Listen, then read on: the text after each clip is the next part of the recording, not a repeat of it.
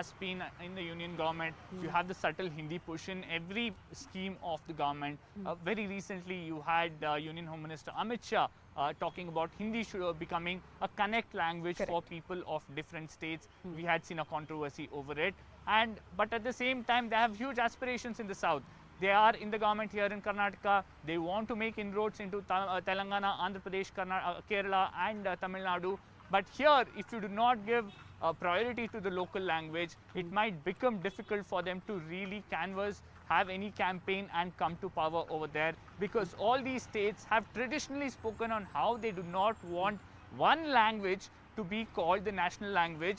Instead, they would prefer having 22 national languages, which are technically right now official languages. Correct. And also their other argument is, if we want to connect with someone else from the other state, we would prefer English. English and Hindi are equally alien to us. We would rather learn English, which will help us in jobs, than learn a language that won't help us connect with large part of India, whether it's northeast or here in the south, or even get jobs.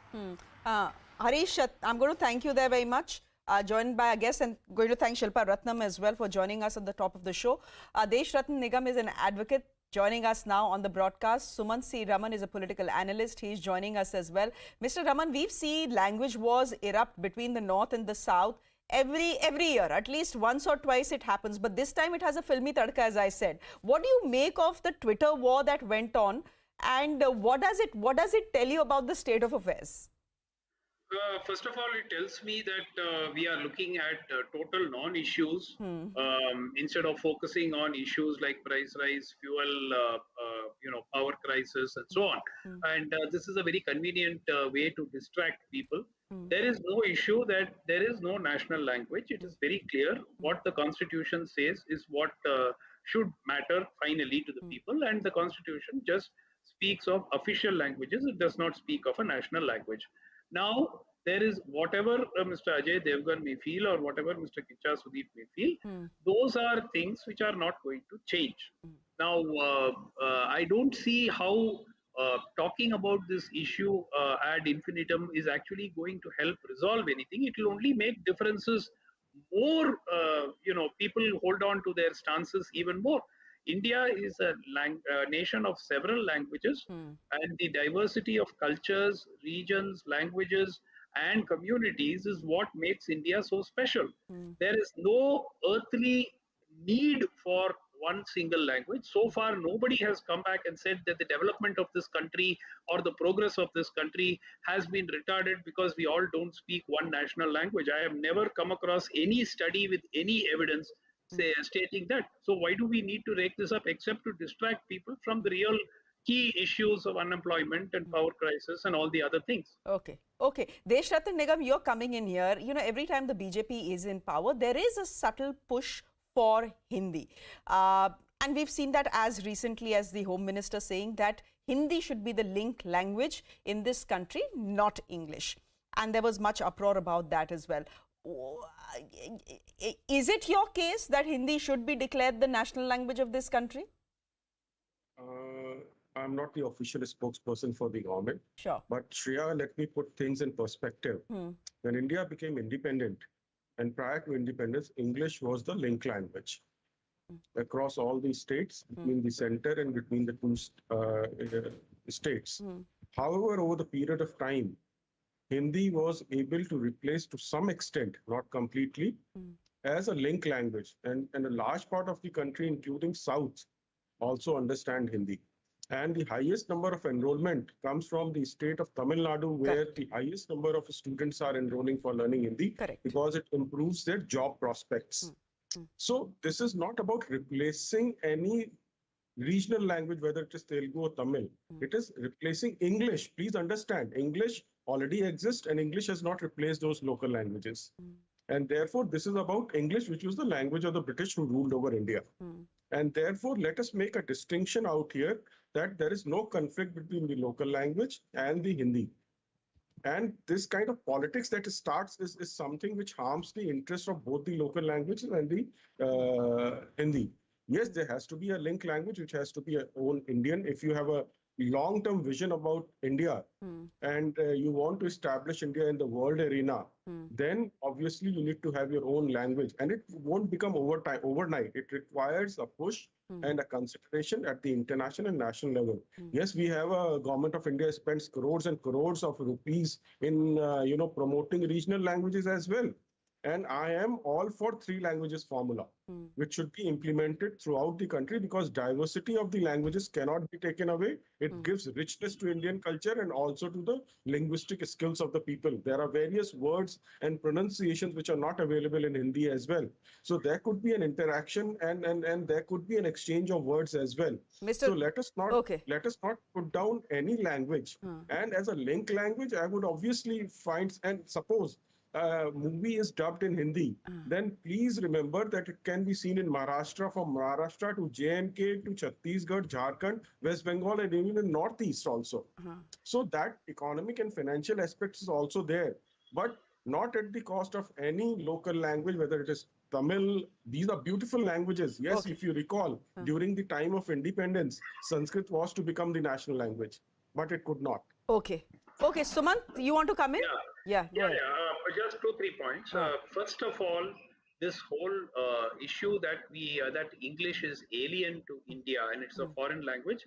By the way, India is the nation with the second largest number of English speakers in the world. Correct. Okay, so let's be very clear that for all practical purposes, English is now, whether Mr. Nigam likes it or not, an Indian language as it is spoken by 200 million plus people. It's also officially one of India's 22 official languages. It is also one of the official languages. Now the second point is he spoke about people from Tamil Nadu queuing up to learn Hindi for improving their job prospects.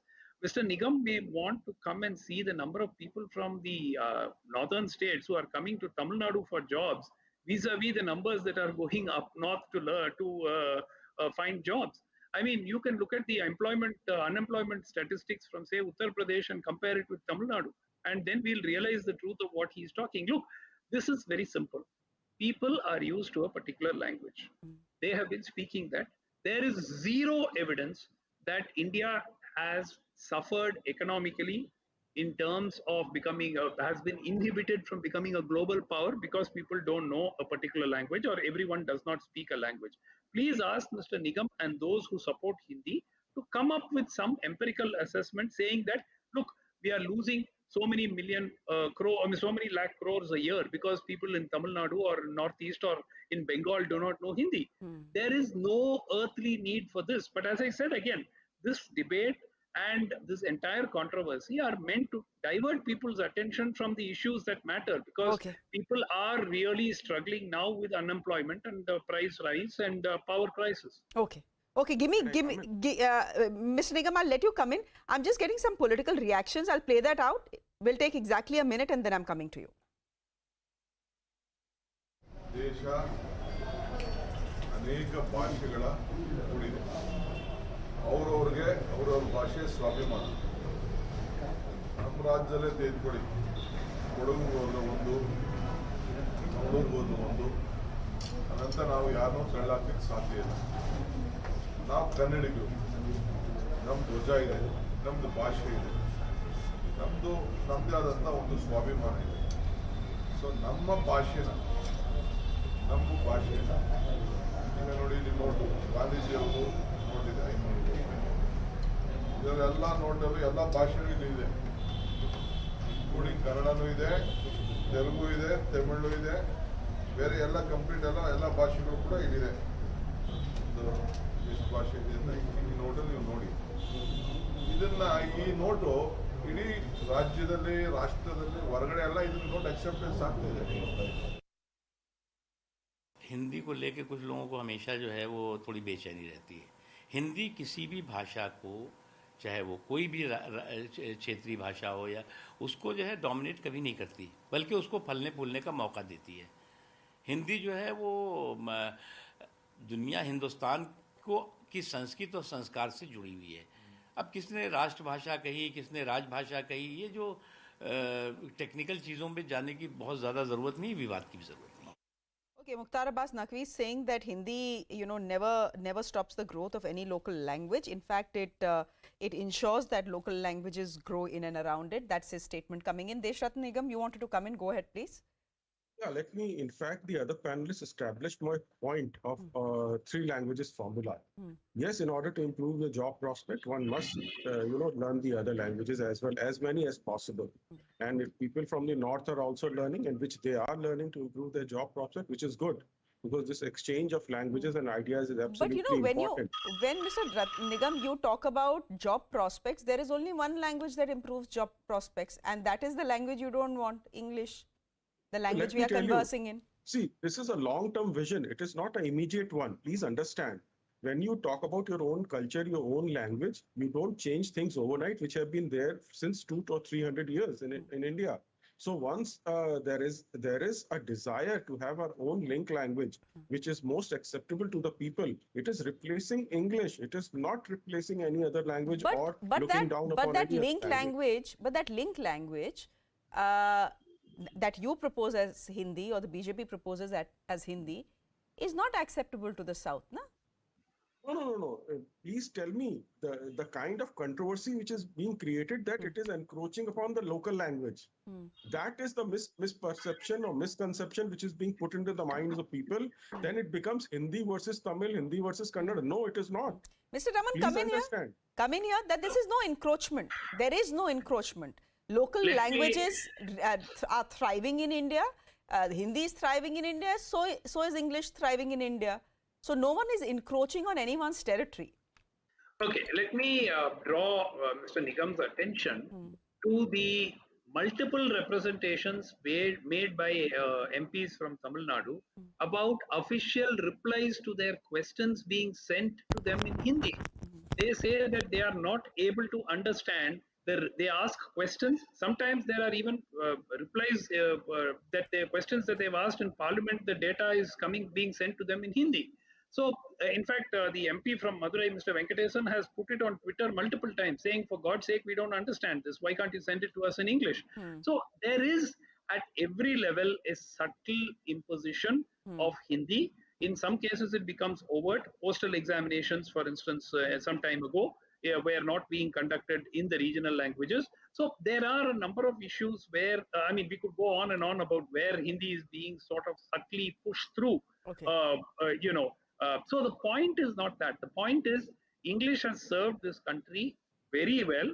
It is a global language. And if the government is really serious, it is not a language which is perceived to belong to any one region or the other. And therefore, look, the very simple question, just go and ask parents. Do you want to put your child in an English medium school or a Hindi medium school? In most places, let them give the answer. Mr. Nigam will have his answer there. So, Mr. Raman, in that sense, then, the one pan-India language that India does have is English.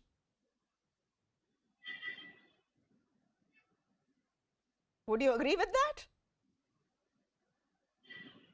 Okay, I think I'm saying that the one pan-India language that India does have is English. True. It is absolutely true. Okay, we'll leave it there. Good to chat. Good to get both views in. Thank you very much, Mr. Nigam, for joining us, and Mr. Raman for joining us as well. Always good to have an intelligent conversation where you learn something. Now, this is a CNN News 18 mega impact. 3 days after our non-stop coverage on a Bangalore school asking all students to carry a Bible, Clarence School has now withdrawn that diktat. The principal of the school has announced that publicly. He is saying that non-Christian students will not be required to read or carry the Bible anymore. Now, Karnataka's education minister, who had earlier assured of action against such diktats, has appreciated the move. Meanwhile, the Bangalore Archbishop has made a big claim and said that Chief Minister Bommai has been pressurized to act against the school.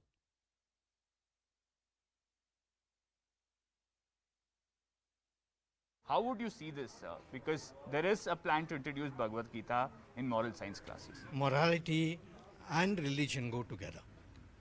So there are no certain books written only for morality. There are certain books written only for religion. Religion is the basis of morality also. They both go hand in hand. And I'm not against the Bhagavad Gita. I am very happy that the Bhagavad Gita is one of the best books which gives us principles of moral life. But I would say that don't make it parochial or an individual issue. If the government wants to do certain things, they can bring certain rule of law here. They need not outsource it to some other groups to do it. You know, I have personally known Mr. Bommai, the Chief Minister. I was in Dharwad. I was in Hubli. We have shared platforms. So I think he's a gentleman. But unfortunately, the people are surrounding him or the people who are sort of forcing him, maybe it's out of control for him. We have to rule according to the rules and regulations of Yes. the state. So whatever the rules and regulations says that we want to implement. If taking that as a thing, we have asked them not to teach such thing.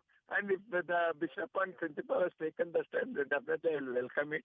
It's a very good stand that whatever the mistake they have done, if they can satisfy it, it's really welcoming decision. When we give the permission to school, Yes. we clearly say them that they have to follow the syllabus given by the government.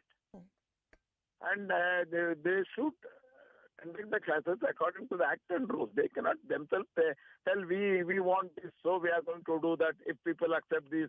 Now, whether they accept it or not, all schools run according to the syllabus guided by the Karnataka State Government Act. Let me go straight across to our reporter Harish, who's joining us from Bangalore. Harish, you know what the Archbishop has also told you is that first they came for our churches, then they came for our institutions, next will they come for our hospitals as well. Essentially to say that the Christian community and its institutions are being targeted, that even when the NEP, that's the National Education Policy, was formed, the government didn't have the decency to speak to the minority community to see if they wanted something included. So this war is far from over, despite the fact that the Bible diktat has been withdrawn. Well, two aspects here. Has it been truly withdrawn? Well, looks unlikely. They're saying that, well, it was never mandatory. But if you look at the nature on how it's being implemented, it's almost made mandatory. The students have to take an exam. They're saying at the time of the admission, if someone doesn't want to, then we will figure out an alternate way on how to keep them engaged. But this exam, the marks that you score in is taken into account when your overall percentage is calculated. So somewhere students who want to back out of these Bible classes will be at a disadvantage. How is it voluntary or not compulsory? Then you are getting affected if you're not attending it. One. Second, the other aspect that one needs to take note here is the Archbishop says that he sees a pattern here. He says that why is it that we are being targeted, institutions run by us are being targeted, why is it that the government is not directly interacting with us? It's a mob that's going out and coming up with issues and then forcing us to react or withdraw. Why is it the government not directly engaging with us? We are happy to engage with the government. We know that Mr. Basavaraj Bommai means well, and Archbishop says, I have known him for a long time, so why don't we interact? And if the government really has an issue, then we will deal with that. And in fact, he says if Gita is introduced, then we will follow it. It's a government rule, so we can't violate it. But he's also talking about the Chief Minister being pressurized by Hindu mobs. That is something that he said in his interview to you. Absolutely. Absolutely. He says, I've known Basuraj Bommai from a long time, since I was in Hubli, Dharwad. But now looks like people around him are pressurizing him and he's being stopped from acting or clamping down on these groups, somewhere hinting that this is a larger conspiracy. Perhaps the party is involved, anyone else is involved. It definitely doesn't have the green signal of the Chief Minister. His hands are tied. And taking, taking from what the Archbishop has told you, there is also that larger conversion story that has been playing out in Tamil Nadu, in Karnataka as well. And the Archbishop has spoken to you about that as well, to say that, we are minority institutions, but that doesn't mean that we are here to convert anyone and everyone without their will or against their will. So stop painting us like the villains of the piece here. And if anyone, any institution, any Christian institution has tried to do it, then that institution should be shut down. Absolutely. In fact, he says now that the government has ordered a probe by all block education officers, the government should also ensure that this probe will look into if anyone has been converted. For example, the Clarence School, he says that the probe should look into whether anyone has been converted in the last 100 years of existence of the school, and he says that's never been the case, and usually 75% of students here are Christians, and we have a very little minority of students who are from non-Christian communities, and he says none of them are forced to read the Bible, and we are not here to convert. It's a service that we are giving out. In fact, he interestingly mentions the case of Piyush Goyal, and he says in one of the speeches, Piyush Goyal mentions about his days at Don Bosco and ends his speech with a Christian prayer, and he says when the union minister has studied there and he's doing well and he hasn't really taken up this bogey of conversion, why are these Hindu groups now targeting us? Okay, let me get in a reaction. Do stay on with us. I'm getting a reaction from the Congress party. Mr. Priyank Kharge joining us. Mr. Kharge, what do you make of what the Archbishop of Bangalore is saying, that this is, the chief minister who's under pressure, which is why the Christian community is facing what it is right now? See, I think this is it is quite ridiculous to what things have come here in our country, and especially in a progressive state like Karnataka. For so many years, these institutions have been prevalent, and therefore imparting a quality education. There are so many BJP leaders, BJP children who have studied there. If I'm not mistaken, the Bengaluru South MP, Tejasvi Surya himself studied in a convent. Was he converted? Or did they force him to convert or force him to read Bible? I studied in a school that was run by a chair. They used to give us Bhagavad Gita. They would talk about it, but no, they would never force anything. They would give us impart moral education, moral values across religions. Okay. We had a thing like moral science where the Bible, the moral But stories Mr. of Kharge, as far Bible- as the Clarence School is concerned, a diktat for non-Christian students to carry the Bible and sit for scripture classes was blatantly wrong, which is why it has been pulled out. That I'm diktat. sorry, can you repeat that please? I didn't hear you. Yes, Mr. Kharge. I was talking about Clarence School's specific case where non-Christian students were mandated to carry the Bible and study it. That diktat has now been withdrawn, but that was wrong. You can't force non-Christian students to read the Bible or memorize it or give exams based on it. No, during my school days, madam, when we would be given a copy of the Bhagavad Gita to read, and we had Christians also in my school. We had people from the minority community also in my school. Nobody objected back then because they were learning something. Yes, if they are forcing them to convert to a particular religion, that is wrong. That is unconstitutional. If you are forcing people to read a particular scripture, that is wrong. I agree with you.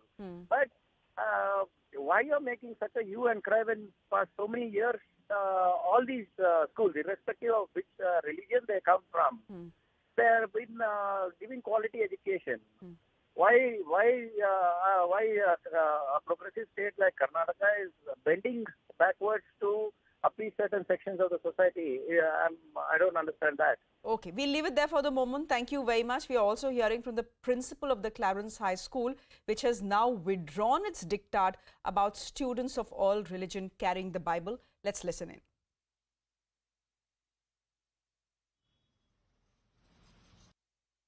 Any person, whether Christian, Hindu, Muslim, who attends moral science class in Clarence School is attending it voluntarily with the consent of their parents. They are not forced to attend. If somebody says, no, I don't want to study the Bible, I don't want to attend this class, we are not going to say anything. Till today, it has not happened. Till today, not a single parent has complained. They are very happy. This is some outsider who has complained. But are you conducting any exam for that? The exam is a simple thing where we give prize.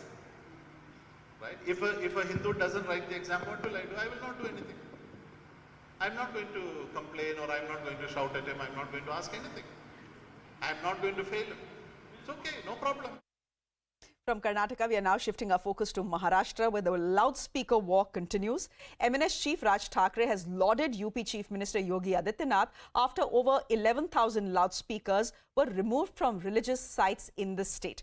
Over 35,000 loudspeakers have been made to reduce their volume to an acceptable decibel level as well. This is something that was mandated by the courts.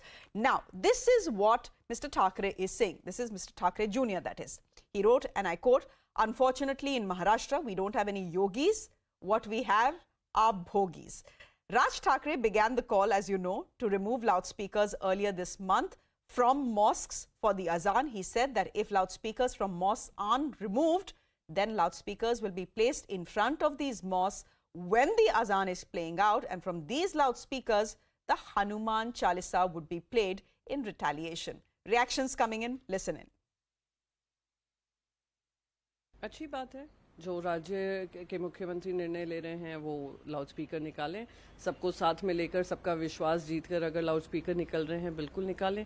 इससे तो सबसे अच्छी चीज़ ये होगी कि Bharatiya Janata party के पास जो एक पॉलिटिकल मुद्दा है वो भी खत्म हो जाएगा।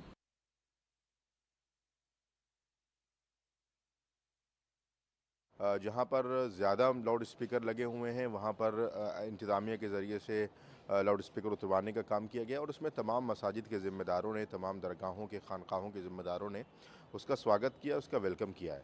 तो ये कोई भी काम ऐसा जो कानून के दायरे में रहकर किया जाएगा, हम हमेशा से उसका इस्तकबाल करते हैं और इस बात की ज़रूर कोशिश करते हैं कि किसी भी काम से या किसी भी फ़ेल से किसी दूसरे शख्स को उसकी तकलीफ़ नहीं पहुंचनी चाहिए। ये मेरी उम्मीद है और ये कोशिश भी है और ये अपील भी है कि जिस तरीके से बग़ैर किसी भेदभाव के, जहां मंदिरों के, मस्जिदों के, गुरुद्वारों के, गिरजाघरों के हर जानिब से ये एक अच्छी पहल और अच्छा कदम स्टेप लिया जा रहा है इस सिलसिले में और उम्मीद है कि आगे भी अगर इस तरीके का कोई भी डिसीज़न आता है जिसमें जनहित के लिए कोई भी इक़दाम करने की ज़रूरत पेश आएगी तो आगे बढ़ चलकर उसमें भी हिस्सा लिया जाएगा।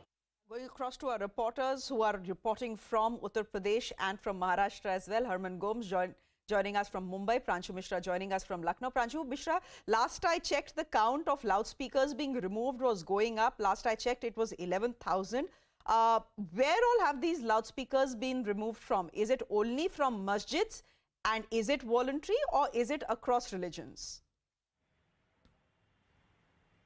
Shreya, see, it is not only at the mosque that these loudspeakers have been removed, and the government has done, I think, quite a fair job in ensuring that loudspeakers or the sound systems, if unneeded or in extra capacity, they have been brought out both from the mosque as well as the temples. And if you remember, there is a clear communication from the government which says that even the loudspeakers installed at the Krishna Janmasthan in Mathura and also the Gorakhnath temple in Gorakhpur, they have been reduced in numbers, and also the remaining volumes have been lowered down. I think the messaging, this is what the Yogi Adityanath is trying to do. He's trying to send out a larger message, especially at a time when we are talking about the Maharashtra story, when we are seeing that violence or riots broke out during the Ram Navami processions in Madhya Pradesh and Delhi. I think Yogi Adityanath is very cautiously trying to put forth the point that he also is an able administrator. See, his staunch Hindutva image remains intact. He is now in the second tenure building his image as a larger able administrator, and in that sense, he's sending out a message. And you know, this loudspeaker issue is not a fresh one.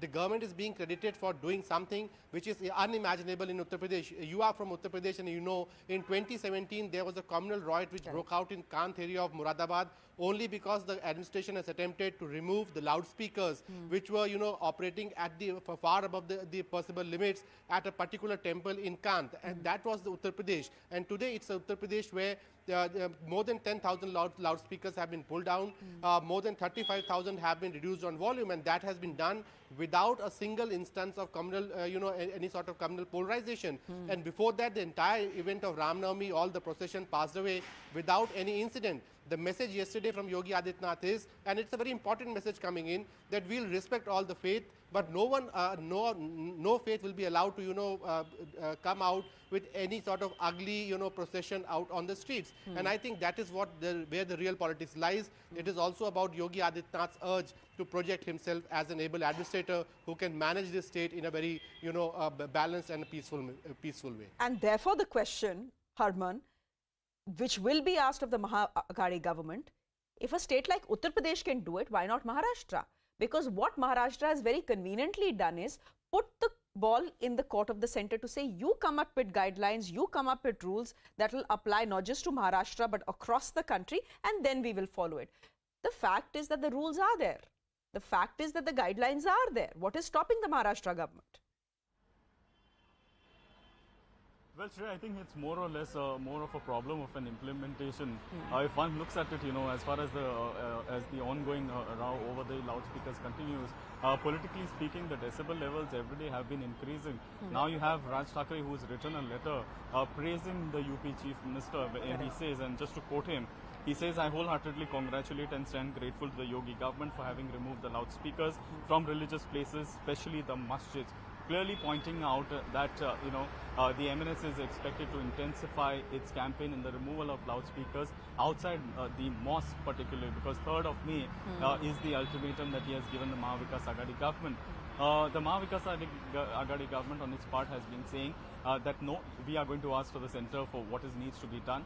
They have gone on record to state that no other religion is going to be affected by such a move. They will ensure that a specific notification along with guidelines is issued.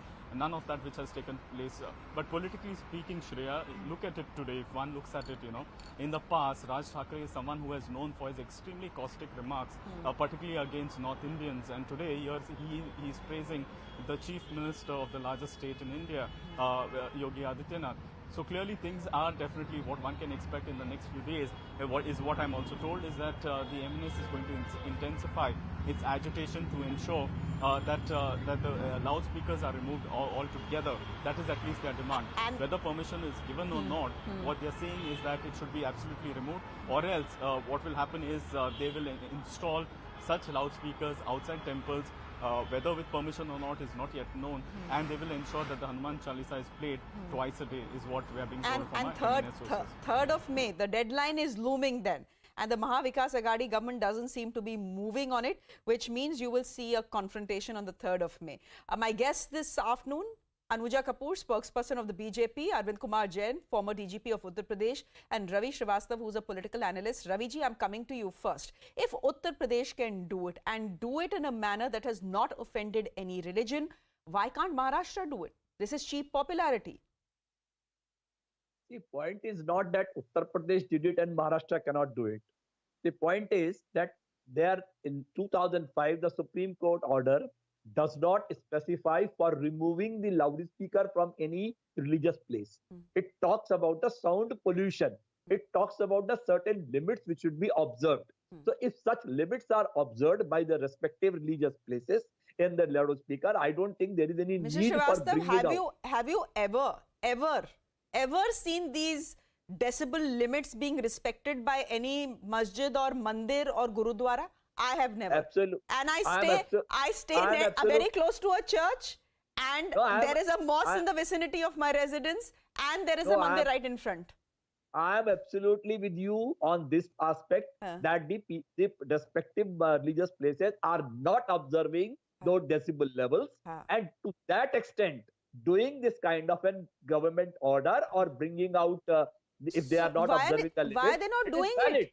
But look at what the Maharashtra government has done very cleverly. You have yourself pointed out that Supreme Court has given out guidelines, so we know what needs to be done. Yet they are saying, "Bhai, humko so center bataye ki kya karna hai." If center tells us and makes the same set of rules for every other state, only then are we going to follow it. I think a uniformity is a must. But the court has put the uniformity in. The court has made guidelines for the entire country, not just for Uttar Pradesh or Delhi.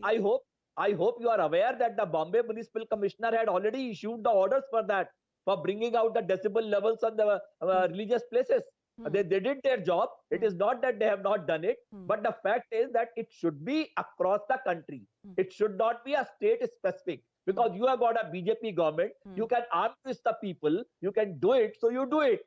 But if other places it is not so, then it will not be a uniformity. Because some places there will be loudspeakers, some places there will not be loudspeakers. No, in Uttar Pradesh, BJP government only. No, Uttar Pradesh BJP government only.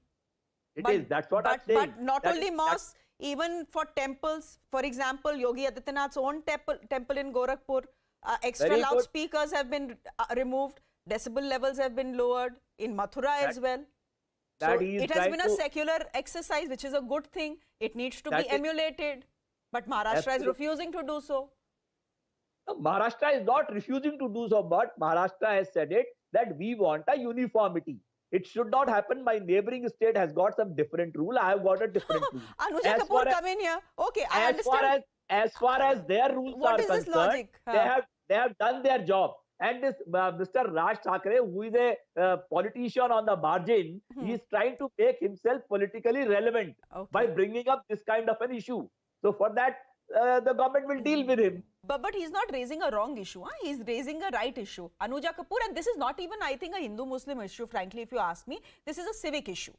This is an issue of civility. Anuja Kapoor coming here, what Mr. Ravi Srivastava is saying is that Maharashtra government has done its job. Nowhere in the guidelines is the Supreme Court saying that remove loudspeakers. They are just saying lower the decibel levels. Maharashtra government is doing it. Therefore, this MNS is only doing all this natak to remain politically relevant.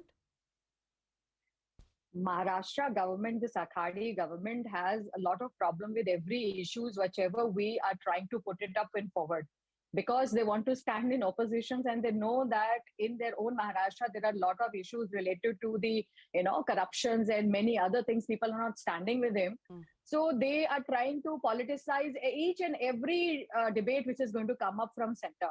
Now we have clearly shown the whole India that we are not playing the communal issues. We are a nationalist party. Every time I have sat on the debates, I've said we're a nationalist party. And in every law we make, in every policy and schemes we make, we are showing and clearly telling that we stand with Antyodaya, with poor, with old, with youth, with women, and religion all across, irrespective of any sex or creed. So we have been telling this. What is the biggest example? Which is Uttar Pradesh is the biggest state, the largest state in India. And if it can, and Yogi ji has done it, and he's showing it without his words. He is not polarizing stuff. But Maharashtra needs to show its sensitivity towards the whole issue, because this is what they always question. We talk about defense, we talk about economy, we talk about petrol. See, last night what happened when Modi ji was talking about petrol, they were the ones who were being questioned. So these people, Tamil Nadu, all the opposition parties, they try to behave in a very orderly, in a very different manner. Can I come in, please? Now when we talk about so many things, can I respond, please? Okay, Anuja, give me a minute. Let's have Raviji respond, and then I'll come back to you. Raviji, go ahead. Why the uniformity is there? Why hijab was banned only in Karnataka but not in other states? Tell me you really want to do a debate on hijab today? You tell me one thing. You are talking about Prime Minister. Do you really want to do a debate on hijab today? Please call me next time. Today we are talking on temple. This is the problem of Ravi Shastri. You also don't talk about the Prime Minister's speech. You do what you need to speak. You are speaking. You are Prime Minister has to pay the money to state. You are speaking something which is irrelevant right now. And the hijab controversy is also because of you people. There was no controversy. You made it. You created it. You wanted it. You want to divide the nation on Hindu and Muslim. We won't stand with the controversy. The hijab you have started in Kashmir. Okay. You guys have started hijab in Kashmir too. So now this is where Mr. they're trying to divide. They're trying to divide. We have another speaker. Every time. We have another speaker. Stands with the whole of the nation, not with Hindus. I'm sorry. It is not about Hinduism. It is never about Hindus. It is about the religion. Nation. It is about the religions. You want to polarize people. You will create a Bible controversy in Karnataka. Anuja and Raviji, एक minute. Arvind Kumar Jain, just come in here. Mr. Srivastava, हो गया. It everywhere. Okay. You have put the nation on fire. Okay, we'll see who set the nation on fire, and the people will decide who set the nation on fire. But Arvind Kumar Jain ji, I want to ask you what you make of Maharashtra's stance as far as loudspeakers are concerned. Are they being cowards here? Is this their form of appeasement politics to say let the center form guidelines and then we'll decide what we want to do with these loudspeakers, given the fact that guidelines are already there, they already exist? They are simply shirking their responsibility. Law and order is a state subject, and I have always found that Maharashtra has been very sensitive if there is a slight interference from center. So why are they inviting suggestions from center on this? UP has done the right thing. Mr. Yogi Adityanath, in his second innings, he is a very confident man, and whatever orders he is passing, For example, he has passed order that there will be no procession without permission. There should be a precedent that procession was taken out last year also. Otherwise, it will not be allowed by local SHOs, COs, and SDMs. So that's the right approach. That's the right approach. You can't have any discrimination. He is not discriminating at all. He is saying that reduce the decibels as per High Court guidelines. If a religious place doesn't have a permission to put up a loudspeaker, it should be removed. They should first take permission and only then put up a loudspeaker. So it is being followed, and at few places there has been a slight resistance, but senior officers intervened. They went and met the people in charge of that religious place, and everything was sorted out. Sure. So people are absolutely fed up in the country with so much of noise pollution. There are old people, there are children who want to study, there are sick people also. And why should everyone be disturbed? We all get disturbed because of it. So during puja, you find that hundreds of horns are put by people in the by lanes, in the lanes, and everybody is made to agree. I agree with you. And it also becomes, the loudspeaker also becomes a tool of much tension in any religious procession. Whether it is Muharram, whether it is the Kavod Yatra, so best to do away with it. We'll leave it there for the moment. Thank you very much, Anuja. Thank you very much, Mr. Srivastav and Mr. Jain. Always good to have you on the show. Moving on to Uttar Pradesh now, where a new controversy has erupted at the Banaras Hindu University. This after Vice Chancellor, and this is Professor Sudhir Kumar Jain we are talking about, took part in an iftar party that was hosted by teachers and students of the Women's College. A group of agitated students burned a symbolic effigy of the Vice-Chancellor in front of his residence in the campus. The students accused him of doing appeasement politics by starting this new tradition in the university campus, calling it anti-Hindu. The students also said that if the Vice-Chancellor wants to have an iftar party, he should go to the Aligarh Muslim University or JNU, but it will not be tolerated here at BHU. विश्वविद्यालय में पिछले 5 वर्षों से मैं यहीं हूँ, कभी इफ्तार के आयोजन नहीं किया गया। आज विश्वविद्यालय द्वारा बाकायदा जो है पीआरओ द्वारा जो है प्रेस रिलीज जारी की गई, प्रेस आमंत्रण जारी किया गया, पत्रकारों को बुलाकर इफ्तार पार्टी का आयोजन विश्वविद्यालय में पहली बार मेरी जानकारी के अनुसार हुआ है और इसे परंपरा बताते हुए किया गया कि हर साल ऐसा होता है, जबकि विश्वविद्यालय में ऐसा कभी नहीं होता।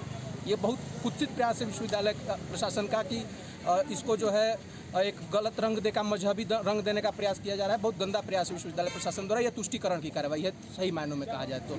जहां एक तरफ देश में वर्तमान समय में समान नागरिक संहिता की बात हो रही है, वहीं पे काशी हिंदू विश्वविद्यालय जैसे विश्वविद्यालय में सामान्य परंपरा से हट करके, जो यहाँ की परंपरा रही है वहाँ से हट करके और बीएचयू में बाकायदा अकादमिक रूप से इफ्तार पार्टी का आयोजन किया जाना, ये कहीं ना कहीं एक निंदनीय है। जब उत्तर प्रदेश सरकार ने नई परंपरा पर रोक लगाई है तो विश्वविद्यालय, जब प्रधानमंत्री कार्यालय ने इस परंपरा को बंद कर दिया है, महामहिम राष्ट्रपति के आवास में ये परंपरा होती थी, उसको बंद किया जा सकता है, तो विश्वविद्यालय में क्यों ये नई परंपरा शुरू की जा रही है? Who's joining us from Banaras on the story that is playing out at BHU. Upendra, अब क्या इफ्तार पार्टीज का दी एंड हो गया इस कंट्रोवर्सी के बाद या चालू है अभी भी? देखिए, इफ्तार पार्टी खत्म हो गई, ये द्वार देर शाम हुई थी, जिसके बाद छात्रों का बवाल हुआ और मैं इस वक्त उस दीवार पर खड़ा हूं जहां पर इफ्तार पार्टी के बाद नया बवाल हो गया। यहां पर कश्मीर को लेकर और एक जाति विशेष को लेकर नारे लिखे गए। हालांकि विश्वविद्यालय प्रशासन ने, अब आप ये देखिए, इसको पुतवा दिया है। 2 जगह पर बीएचयू लिखा गया और यहाँ पर फोर्स तैनात है, क्योंकि छात्रों के 2 गुट इस वक्त आमने सामने हैं, तो ऐसे में फोर्स तैनात है यहाँ पर। और जो इफ्तार पार्टी हुई थी, वो इफ्तार पार्टी में भी ये बताया गया था, इफ्तार पार्टी में भी, कि इफ्तार पार्टी के बाद जो है बीएचयू प्रशासन ने भी उसको ये कहा कि ये पहले होता है। इस पर 2 तरीके की बातें आ रही हैं। एक गुट ये कह रहा है कि पहले भी ऐसी होती रही है यहाँ इफ्तार पार्टी, दूसरा ये कह रहा है ये नई परंपरा है। फिलहाल उस पर बहस जारी है और उस बहस के बीच में अब दीवारों पर इस तरीके के नारे भी लिखे सामने आए हैं। फिलहाल यहाँ पर फोर्स लगा दी गई है और देखा ये जा रहा है, क्योंकि यहाँ पर फोर्स लगने के बाद ये पुलिस जल्द ही इस पूरे मामले पर जो है अब मुकदमा भी दर्ज कर सकती है, जैसे कि हमारे पास सूचना आ रही है। लेकिन फिलहाल विश्वविद्यालय की ओर से कोशिश ये है कि ये दोनों जो विचारधारा के अलग अलग छात्र हैं, इन दोनों को शांत किया जाए, क्योंकि आज जिस तरीके से ये प्लान हो रहा है कि शाम को 5 बजे और 6 बजे दोनों अलग अलग गुट अपनी अपनी बात को यहाँ पर रख सकते हैं और यहाँ पर छात्र इकट्ठा हो सकते हैं। तो ऐसे में यहाँ पर आप ये देखिए कि फोर्स यहाँ पर लगातार मूवमेंट कर रही है और यहाँ पर फोर्स मूवमेंट के साथ ही साथ कोशिश की जा रही है कि बीचू का माहौल शांत रहे। चलिए, बहुत बहुत धन्यवाद उपेंद्र हमसे जुड़ने के लिए। तो 5 और 6 बजे शायद थोड़ा सा एक्शन हो सकता है बनारस हिंदू यूनिवर्सिटी में। You are keeping track of that. Thank you very much. With that it's a wrap from me. It's over to Shivani who is joining you in the studio. Hi Shivani. Hi Shreya, thanks a lot for that and a very good afternoon to all of our viewers. I'm Shivani, you're watching CNN News 18 and we're starting with some live visuals coming in of the suspected IED that was recovered from Jammu's Batra area, now being destroyed. Bomb disposal squad was rushed to the spot. This site is in Sidra area of Jammu-Srinagar National Highway near the Batra Hospital. We will of course get you a live update on exactly what's transpiring there. But the IED that was found there, and a live one, has been destroyed after the bomb disposal squad reached the spot and did the necessary action. Tejinder, my colleague, is also joining us live from there. Tejinder, tell us more of what's happening. Yes, Shivani, a major success for the security forces, especially the Jammu and Kashmir police. They recovered an IED. I'll try to show you the exact spot. You can see the officers where they are standing, and you can see that a crater has also been created because of that IED. It was an IED that was planted on the Sidra, and you can see that this is the national highway from where you have lot of movement of civilian as well as military traffic. This IED was detected by the Jammu and Kashmir police, and the bomb disposal squad of the Jammu and Kashmir police rushed to the spot, and now the IED has been diffused. There is a huge crater that has been created because of this IED, and you can see that the Jawan and officers of the Jammu and Kashmir police, they are on the spot. They are also searching the entire area to find out if there is any other explosive that has been deployed by the terrorists here. You can see that the senior officers of the Jammu and Kashmir police, they are on the spot. The crater is quite visible. You can see, had this IED exploded, the nature of damage it would have caused to the passing vehicle. So a major tragedy has been averted by the alertness of the Jammu and Kashmir police. The bomb disposal squad of the police, by their timely action, have diffused this IED. Shivani, you can see, I'll try to show you the crater right now. The samples are being taken by the officers here. You can see that the senior officers are on the spot. They are saying us to move back because there is also apprehension that there could be another such explosive which there is a possibility could have been hidden somewhere. But because of the alertness of the Jammu and Kashmir police, this major tragedy on Jammu-Srinagar National Highway has huge rush of traffic. Lakhs of vehicles ply on the Jammu-Srinagar National Highway almost daily, which include vehicles of the security forces, civilian vehicles. This is the main road which connects the Kashmir Valley with the rest of the country, and this is the IED which was planted at a very strategic location. Had this IED exploded, it would have caused maximum damage to the passerby, to all the to the vehicles which use the Jammu-Srinagar National Highway. But because of the timely action, timely input generated by the Jammu and Kashmir police, this IED was diffused. It was safely diffused. The traffic on the Jammu-Srinagar National Highway was briefly halted. Now the traffic has been restored. The security forces are on a high alert. If you remember, on April 22nd, there was an encounter in the Sunjwa area, and that place is not that far away from this place. Two Jaish-e-Mohammed terrorists, they were gunned down by the security forces, and now security forces have the inputs that terrorists are trying their level best to carry out these sabotage, these anti-national activities across Jammu region, and that's why the police and other security agencies, they have been maintaining a high vigil all across Jammu to ensure that the nefarious designs of the terrorists who want to create a mayhem, because security agencies have been continuously saying that Pakistan-based terrorists, they have instructed their cadre in Jammu and Kashmir to carry out these type of attacks across Jammu region. Especially if you remember last year when the Jammu Air Force Station was attacked, there were inputs that terrorists are also trying to target crowded areas, including temples, including religious places. And now security agencies have the input that the terrorists who have managed to infiltrate into the Indian side, who carried out the Sunjwa encounter in which two terrorists were gunned down, and and a soldier from the CISF attained martyrdom. These terrorists, they are trying to carry out a major terror strike across Jammu region, and hence the security forces, they have been kept on alert. The senior officers, you can see that the officers from the bomb disposal squad in civil clothes, they are already at the spot. The bomb, the IED, which could have caused maximum damage, has already been diffused. The security forces are not leaving anything on chance. The entire area is being sanitized. They are searching if any other IED has been hidden, any other explosive has been hidden. So clearly, also a manhunt is on by the security forces to find out who was the terrorist and who was the individual who helped him to plant this IED at such a strategic location. Yes, So, Shivani. Tejinder, I just want you to, for the benefit of our viewers, just take us through how things have transpired. When and how was this IED found?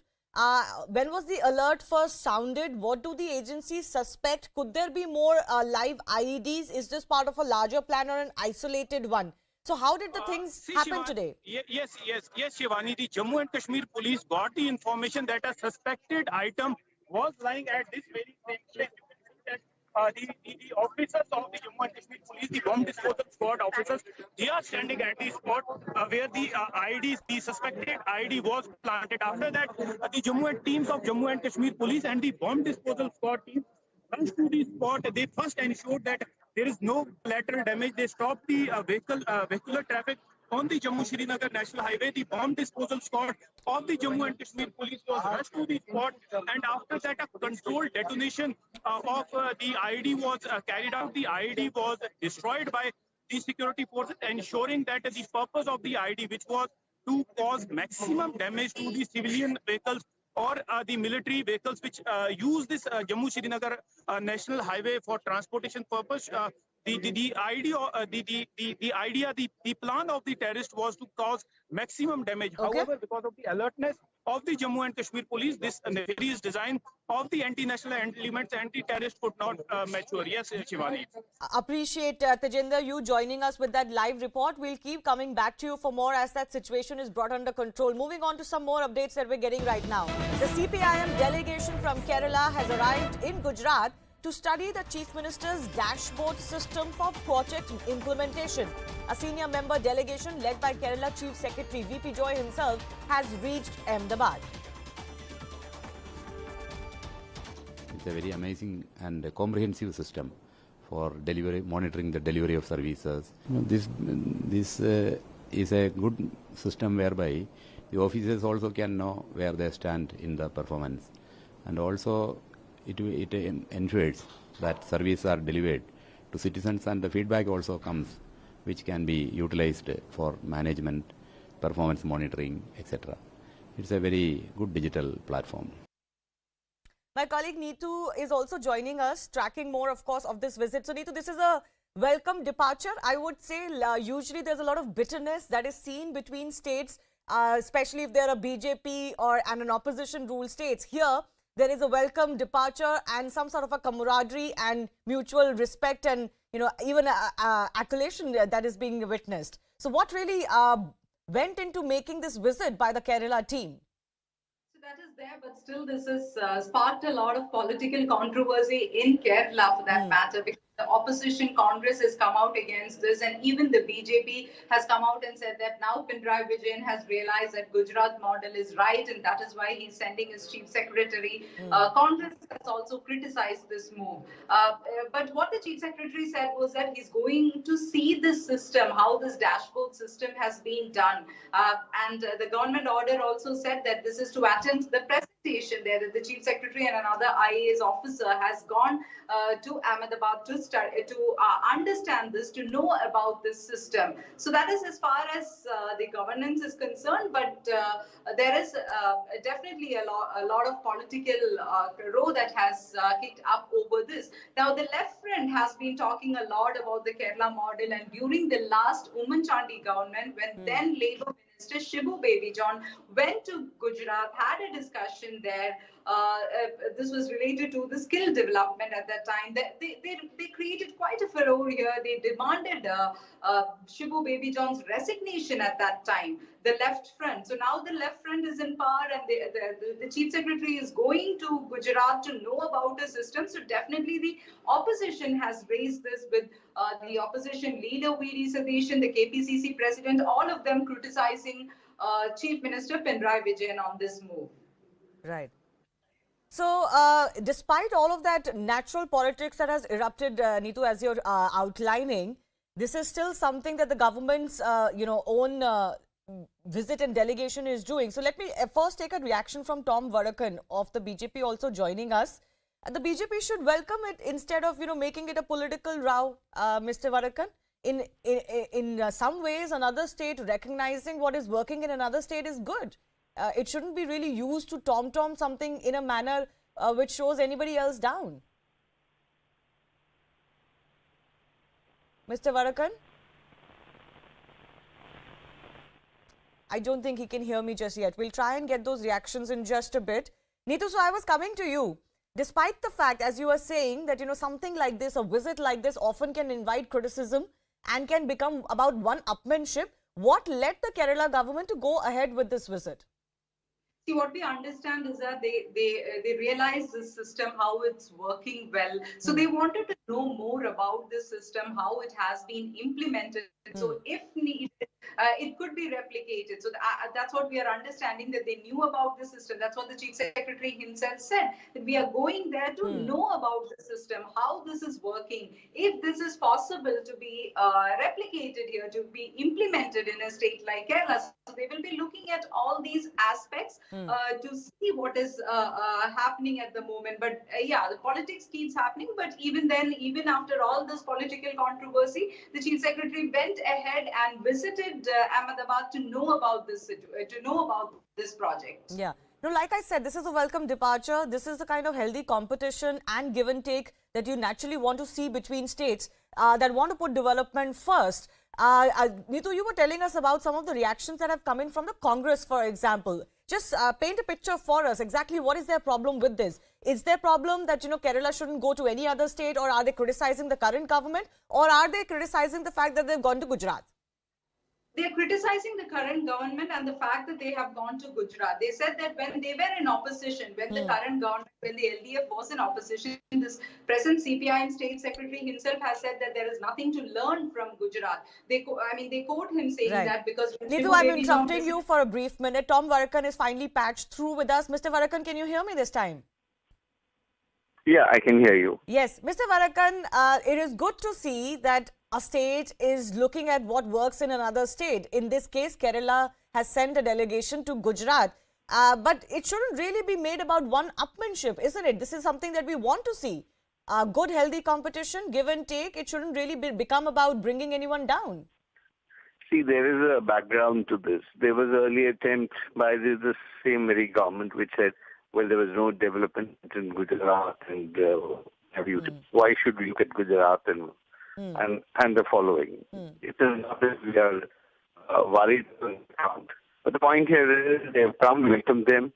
They have a lot to study here, the developmental model that's been successful. And why not? Every state should visit each other to find out the better points. Whichever state they be. If there are issues which are successful in one state, they could be used as a model for their own state. And such development things working within the country is very good. The point is, don't try and create a situation of this upmanship, which you did earlier, and now you come down to believe that, well, okay. Model so you're saying the one-upmanship was started by the left government itself, not by what the BJP is doing now?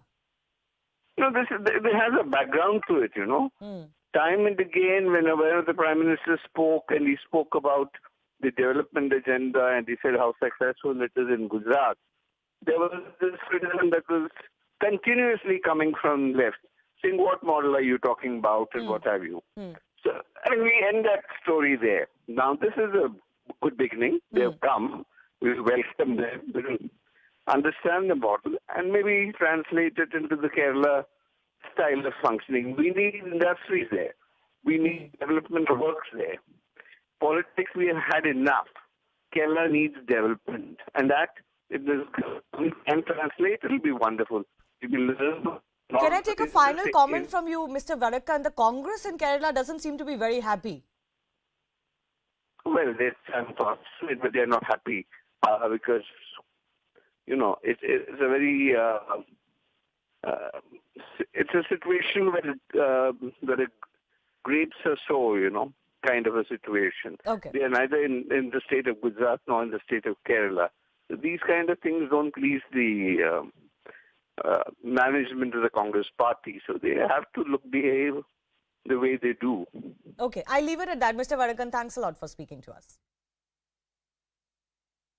Moving on, in another case of politician in one state appreciating the Chief Minister of another state. MNS Chief Raj Thackeray has now lauded UP Chief Minister Yogi Adityanath after over 40,000 loudspeakers were either removed or were asked to lower their volumes at religious sites in the state.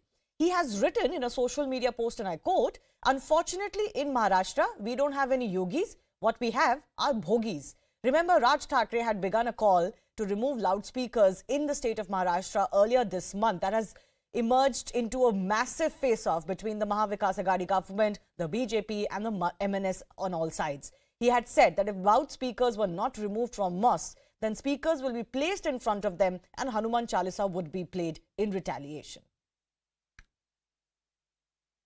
अच्छी बात है जो राज्य के मुख्यमंत्री निर्णय ले रहे हैं वो लाउडस्पीकर निकालें, सबको साथ में लेकर सबका विश्वास जीतकर अगर लाउडस्पीकर निकल रहे हैं बिल्कुल निकालें। इससे तो सबसे अच्छी चीज़ ये होगी कि भारतीय जनता पार्टी के पास जो एक पॉलिटिकल मुद्दा है वो भी खत्म हो जाएगा।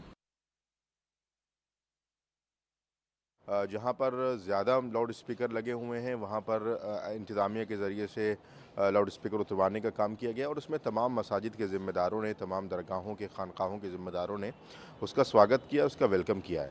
तो ये कोई भी काम ऐसा जो कानून के दायरे में रहकर किया जाएगा, हम हमेशा से उसका इस्तकबाल करते हैं और इस बात की ज़रूर कोशिश करते हैं कि किसी भी काम से या किसी भी फेल से किसी दूसरे शख्स को उसकी तकलीफ़ नहीं पहुंचनी चाहिए। ये मेरी उम्मीद है और ये कोशिश भी है और ये अपील भी है कि जिस तरीके से बग़ैर किसी भेदभाव के, जहां मंदिरों के, मस्जिदों के, गुरुद्वारों के, गिरजाघरों के हर जानिब से ये एक अच्छी पहल और अच्छा कदम स्टेप लिया जा रहा है इस सिलसिले में और उम्मीद है कि आगे भी अगर इस तरीके का कोई भी डिसीज़न आता है जिसमें जनहित के लिए कोई भी इक़दाम करने की ज़रूरत पेश आएगी तो आगे बढ़ चलकर उसमें भी हिस्सा लिया जाएगा।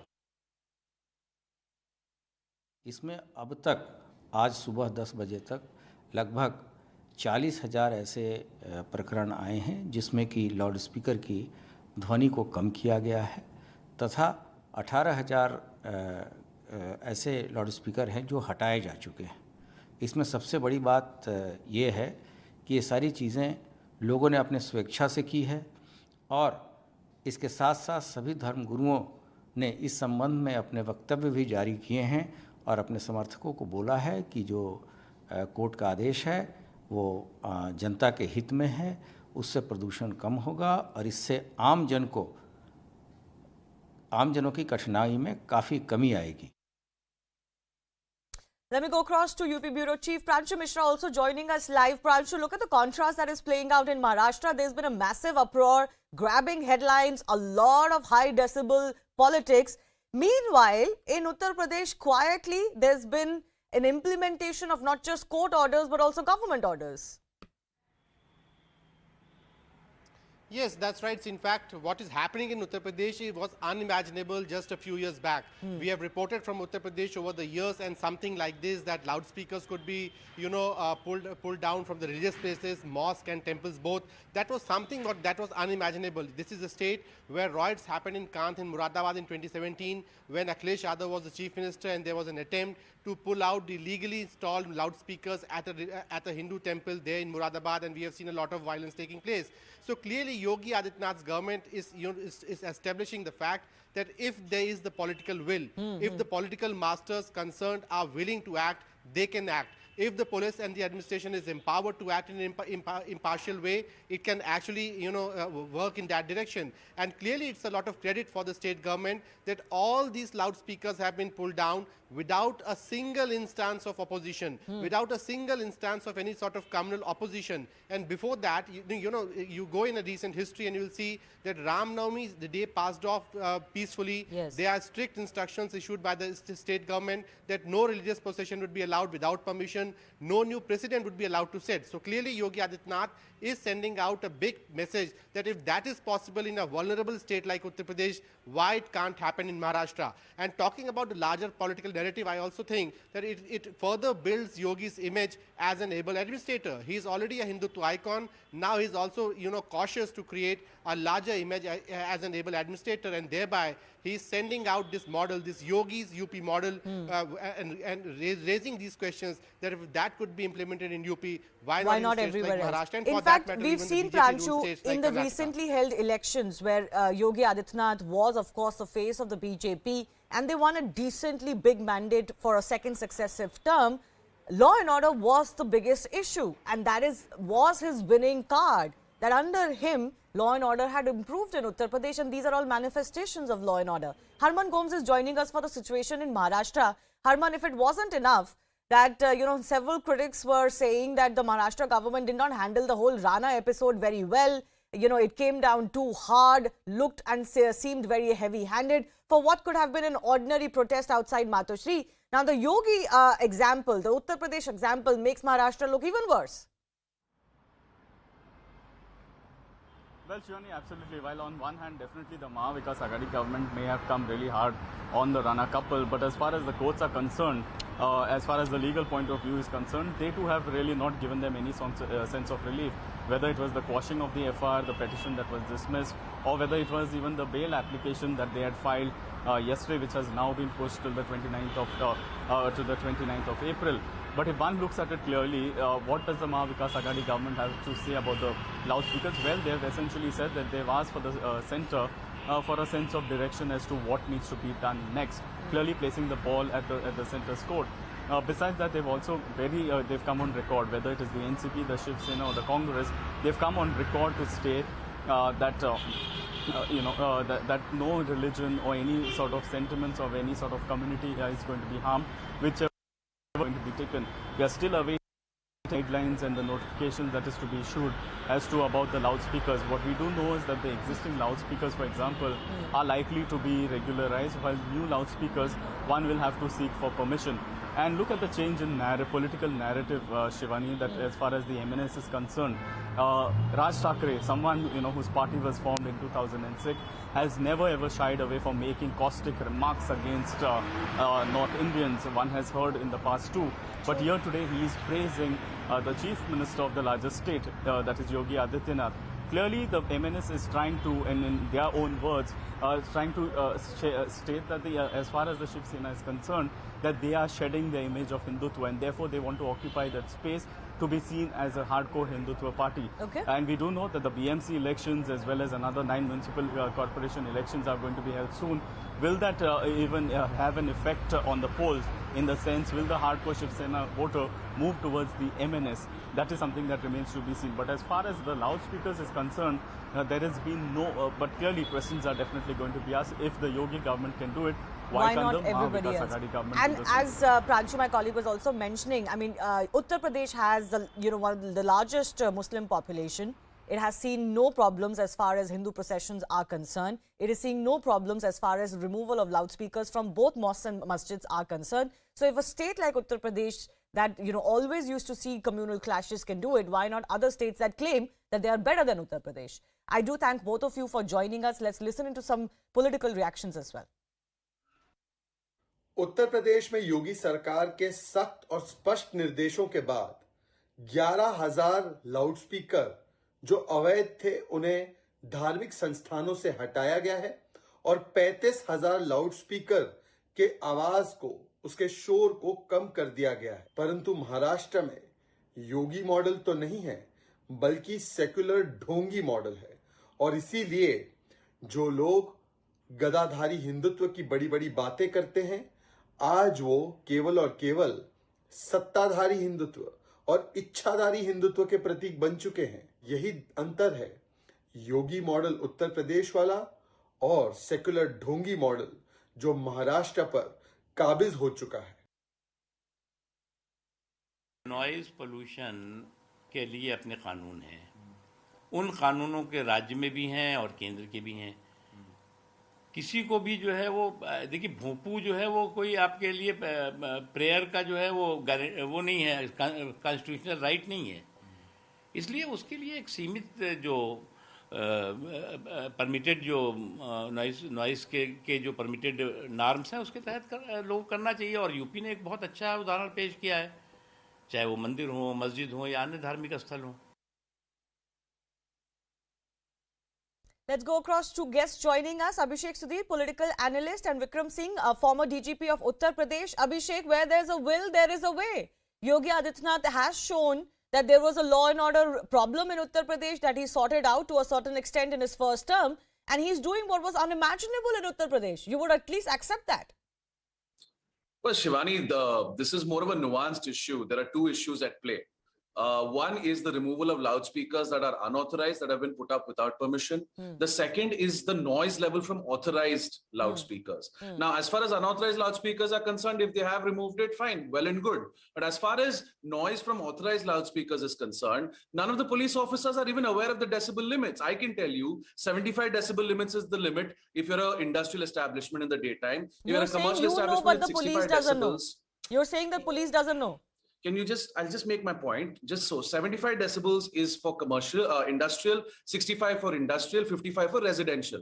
Yesterday, a sting operation was carried out by another media house. The police weren't aware of these limits. The police did not have decibel meters also.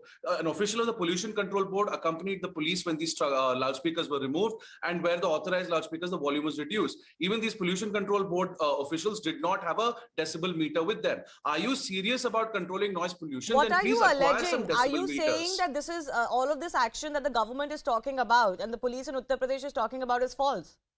I'm not saying it's false. I'm just saying it's a political gimmick. They are not serious about actually combating noise pollution. It's a political gimmick. There are various other issues associated with noise pollution. First, equip them with decibel meters so they can measure the sound.